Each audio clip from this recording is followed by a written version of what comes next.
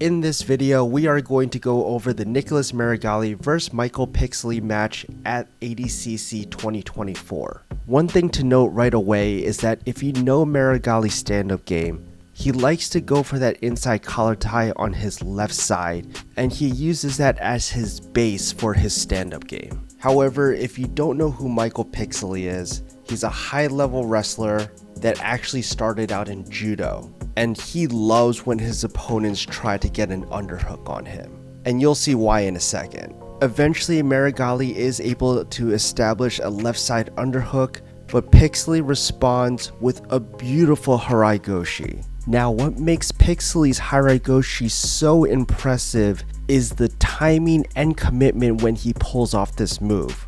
There is no setup for this move except for the underhook from his opponent. Most jiu-jitsu practitioners go into defense mode as soon as they get underhooks on them. In the Kynan vs Meregali match, you see that Kynan tries to pull away from Meregali when he is able to get double underhooks on him. However, in this instance, Pixley pushes into Meregali as soon as the underhook gets established.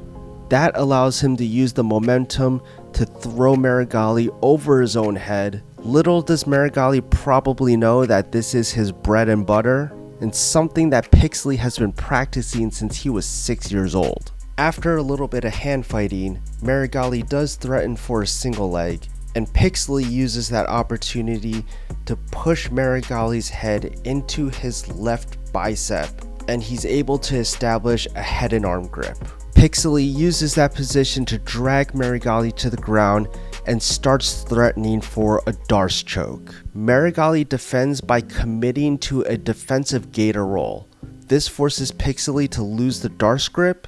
He has to post on his left hand, and that allows Meregali to get back into open guard. Now we see Meregali switch up his strategy, and he starts to play the bottom guard game, which is smart because he wasn't winning any of these standing exchanges. Pixley was able to flip him over and threaten a choke from standing, so this is definitely a smart strategy from Meregali.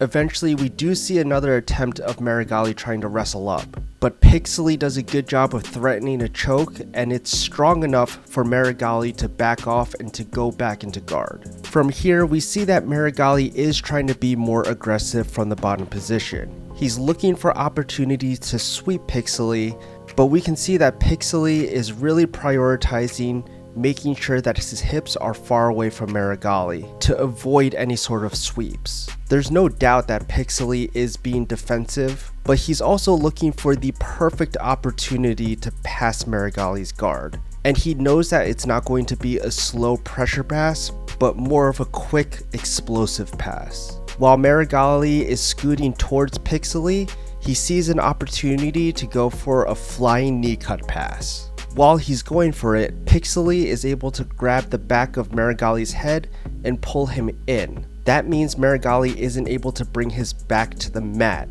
and that also kills the angles for his legs to help defend the knee cut. That means Pixley's left knee was able to get past Meregali's knee shield before Meregali was able to establish one. So in one motion, Pixley was able to go for the knee cut, grab Meregali's head, and establish the very important underhook on his left side to get the pass. Meregali uses the momentum of his hips to start turning towards his right side. This is going to help him defend his isolated left arm. It also lets him get into turtle position and then eventually back into open guard. After a few pressure pass attempts from Pixley, Meregali is eventually able to get into almost like a reverse De La Riva position, and he's able to isolate Pixley's right leg.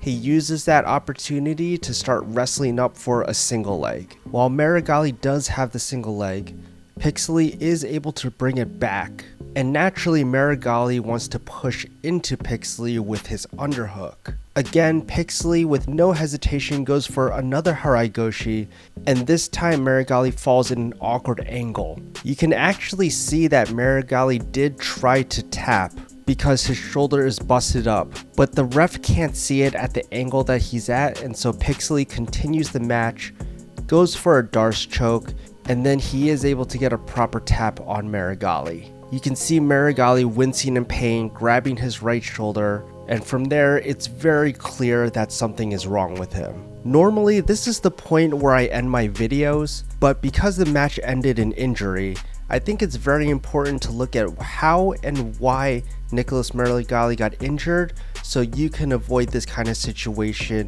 while you're training. If we look at the first throw earlier in the match, we're able to see that Pixley was able to get his leg over Meregali's knee.